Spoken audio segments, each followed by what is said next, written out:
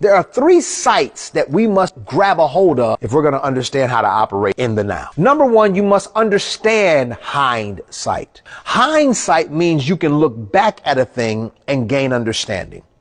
So when we look into our past, we do so that we can gain an understanding of what we've been through, what we've learned, and how it can benefit us moving forward.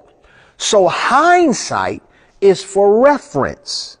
But the problem is many people get stuck in hindsight because they look at the condition of their life now and they can think of a better day back then and say, I wish I could go back to high school. I wish I could go back to college. I wish I could go back to my ex. I wish I could go back to my old job. And the Lord is saying, no matter how much you wish upon a star, you can't go back. So watch this. Don't let hindsight be your preference. Let it be your reference. But if you make it preference, that's the reason why many churches are stuck. I remember when we used to do this. And I remember when we used to do that. And God is saying, okay, but that memory is to make you aware of what is possible, that healing can take place, deliverance can take place. Stop trying to go back. Every time we hear a song about, let's go back to the old, let's go back. Let's not go back. Let's go forward. We use that as reference, not preference. The next way is foresight.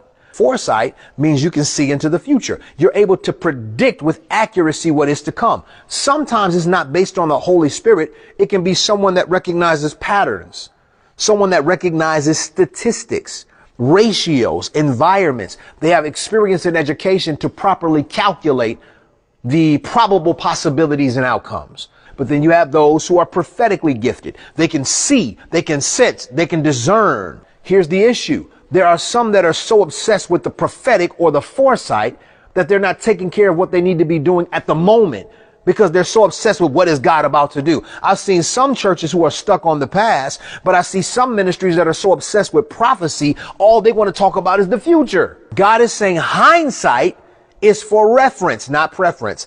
And foresight is for focus and direction, not obsession for one's own gratification. Which brings us to the third sight, insight. Many people have hindsight. They can tell you, well, this is where we come from. And there are those who have foresight. This is where we're going. But very few people have insight. Insight means you know what's happening now. God is looking for his church to operate in more insight because we have mastered the prophetic foresight. We have talked about what has happened. We have hindsight. God says, but do we have insight? Because if you have insight of what is happening now, you become like the children of Issachar who knew what to do at the right time. All right, we know what God is going to do. He's given us a glimpse of the future.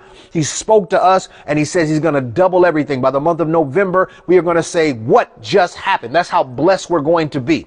And we understand that the Lord brought us through the pandemic and we had to shift some things and pivot some things. But what is he saying now?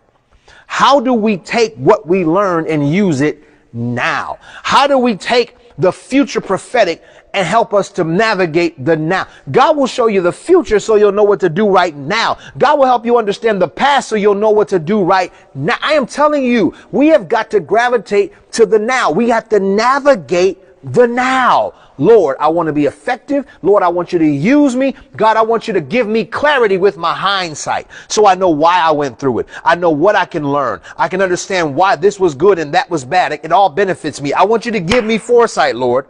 Let the Holy Spirit direct me and guide me and lead me. But Lord, I need some insight. I need to understand what to do now.